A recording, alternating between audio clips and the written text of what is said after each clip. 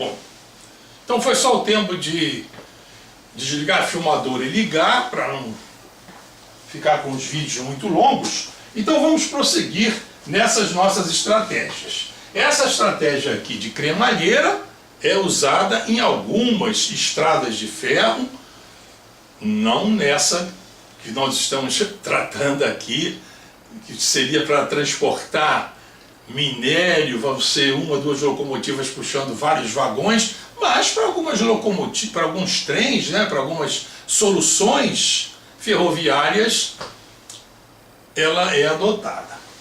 Vamos então adotar uma outra estratégia para chegar a outra bacia hidrográfica, transpor essa bacia hidrográfica. A outra estratégia que nós vamos chamar, nós podemos dizer que é a reversão em túnel. Reversão em túnel. Reversão em túnel.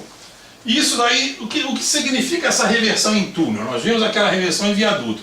Vamos imaginar aqui o relevo, né, a encosta, traçado assim já de meia encosta, que estamos querendo explorá-lo para chegar, né, já estamos entrando na fase do traçado de montanha, de meia encosta, chegando ao traçado de montanha, para atingir essa garganta, né? Então aqui estão esboçado aqui as curvas de nível da encosta, e tem aqui o traçado. Vamos imaginar que nós estamos aqui com o traçado num certo ponto, aqui nesse ponto, aqui já como se fosse aqui o fundo do vale, que é aquele ponto P1, estamos aqui nesse ponto P1, do fundo do vale, e vamos seguir ganhando altura aqui,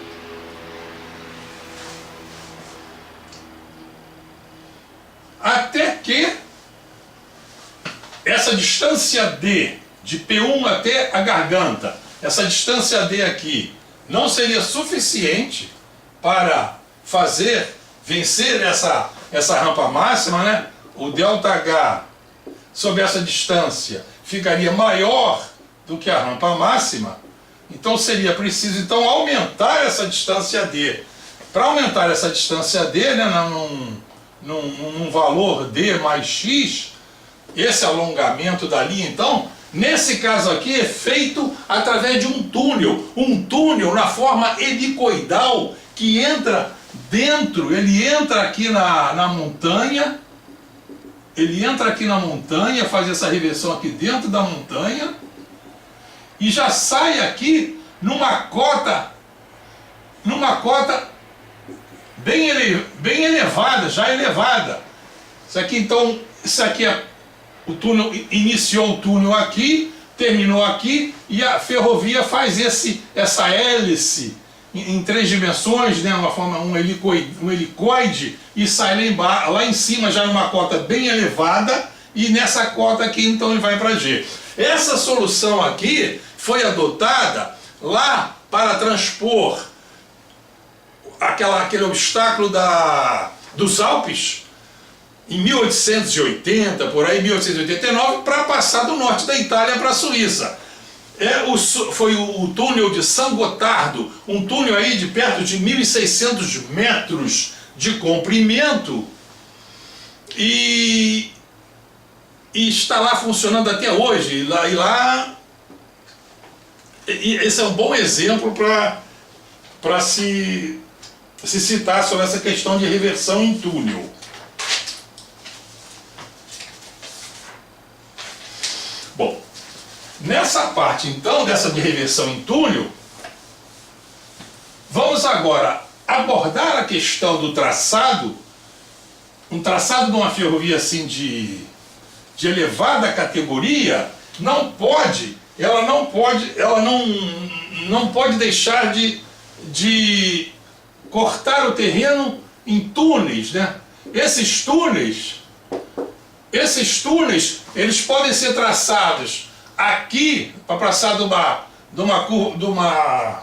de uma bacia para outra, esse túnel aqui, passar assim, de uma bacia para outra aqui.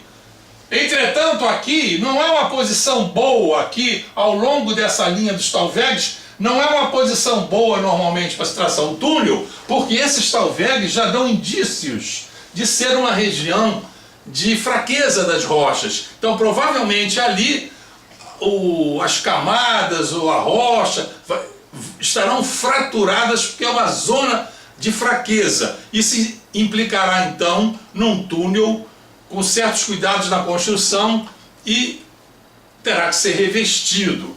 Então, mas nessa situação aqui, vale a pena, no caso, alargar essa faixa aqui, na hora de se fazer o levantamento topográfico daquela faixa, alargar aquela faixa para levantar, para poder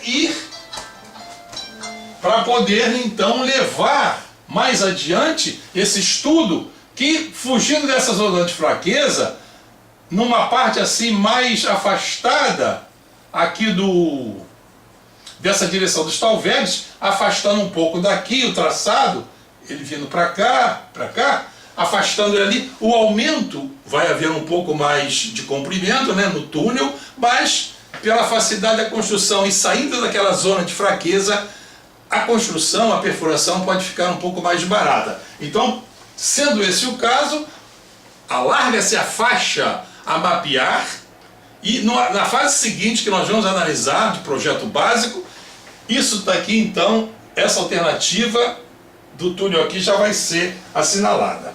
Outras situações se dão quando vai se atravessar o túnel, situações interessantes, é na questão das camadas,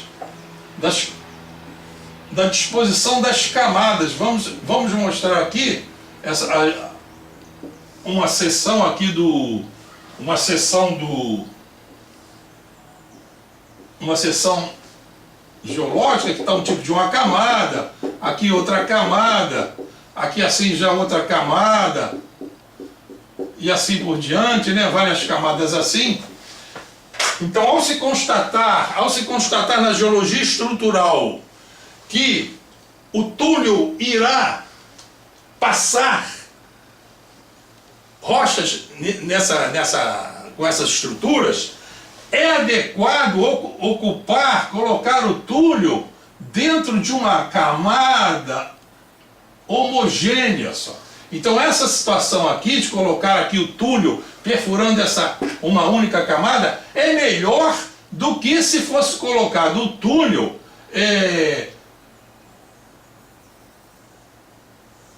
perfurando duas camadas diferentes.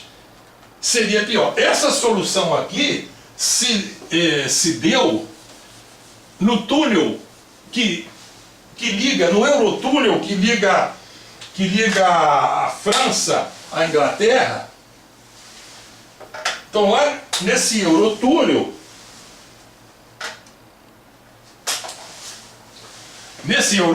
vamos fazer aqui um esqueminha. Nós teríamos aqui a França, aqui a Inglaterra, e aqui aquelas várias camadas geológicas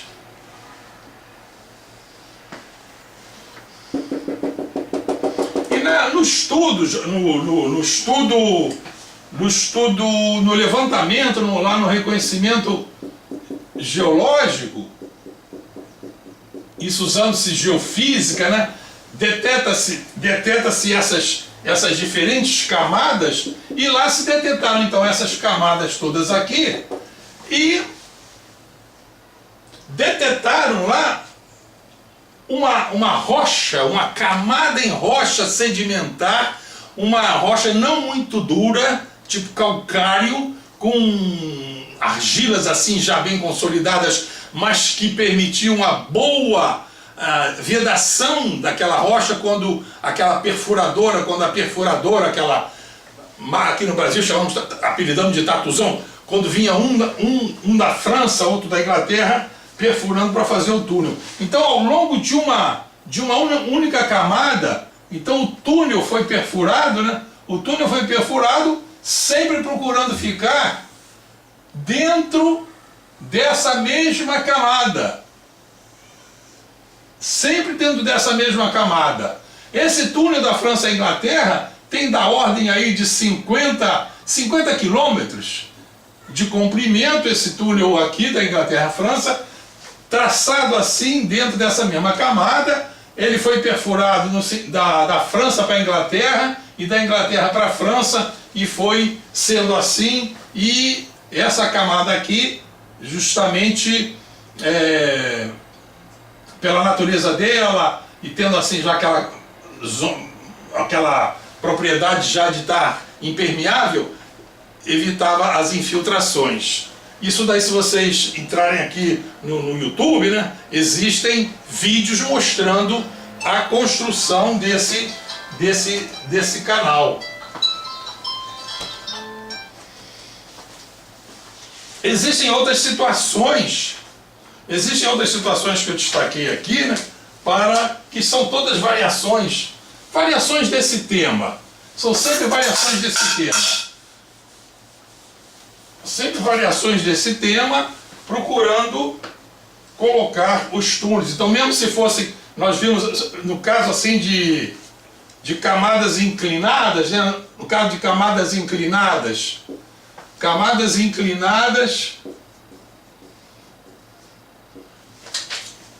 então se tivéssemos aqui, imagina assim, camadas inclinadas de diferentes tipos de rocha após a metamorfose, tudo direitinho, né? Então procura sempre então colocar o túnel ocupando sempre uma dessas camadas. Então aqui é bom, ou em uma outra qualquer situação dessas, qualquer situação dessas é bom. É bom para colocar. Não é bom para colocar assim, pegando camadas diferentes do túnel. Outra situação, que já não são camadas inclinadas, seriam camadas verticais. Imagina aqui camadas verticais. As camadas verticais, tivéssemos assim aqui, vou botar uma perspectiva.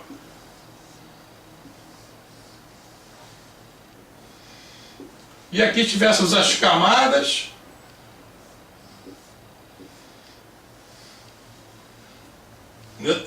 nessa forma aqui vertical,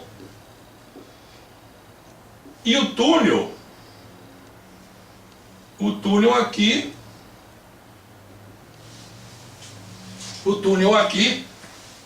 perpendicular, ele traçado perpendicular às camadas. Uma outra forma de camadas verticais seria o caso delas estarem assim numa situação como essa.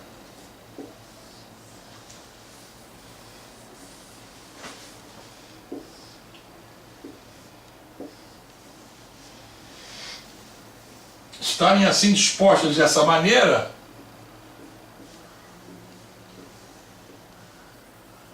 e o túnel aberto aqui iria então, o túnel estaria, no caso, aberto nessa situação e paralelo, ele seguiria paralelo às camadas. A situação ideal era sempre prosseguir nas mesmas camadas, né? Seguindo as mesmas camadas. Isso seria a situação ideal. Seria a situação ideal.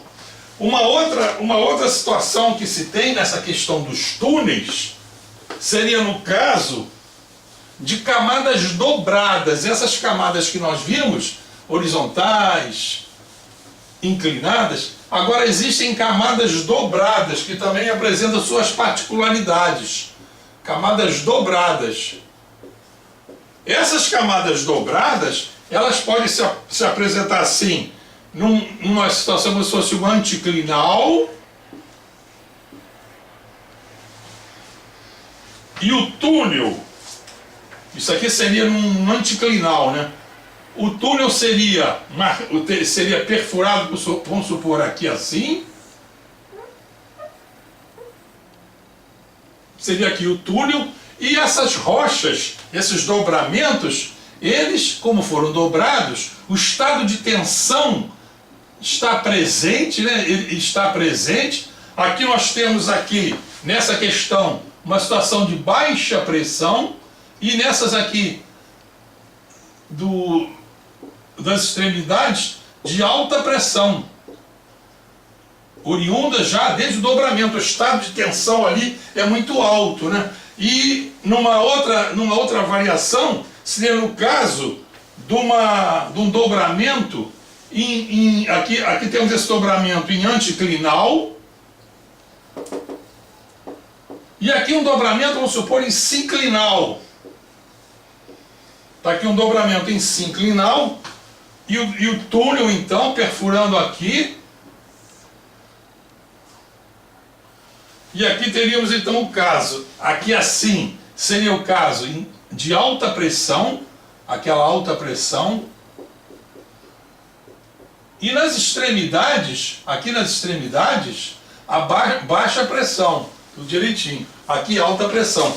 Essa situação se complica quando a rocha é fissurada ou fraturada. Então, por exemplo, aqui nesse caso, se tiverem fissuras, fraturas aqui na rocha, né, nesse dobramento, né, nos dobramentos, há fissuras. Então, nesse caso aqui, nessas fissuras, nessa zona de alta pressão, quando a perfuração chega aqui, né, é preciso sempre ter cuidado olhando essas fissuras, e já se vai fazendo injeções de concreto e procurando conter. Há muitos casos de acidentes, porque ao se perfurar aqui, nessas zonas de alta pressão, dá-se um alívio de tensões, um alívio de pressões, e aqueles blocos de rocha são expulsos daquele interior, ali, pelo alívio de tensão, por aquele alívio de pressão, e eles saem como se fossem projéteis e tem causado acidente e até perda de vidas. Então isso daí é já assim essas situações que se apresentam.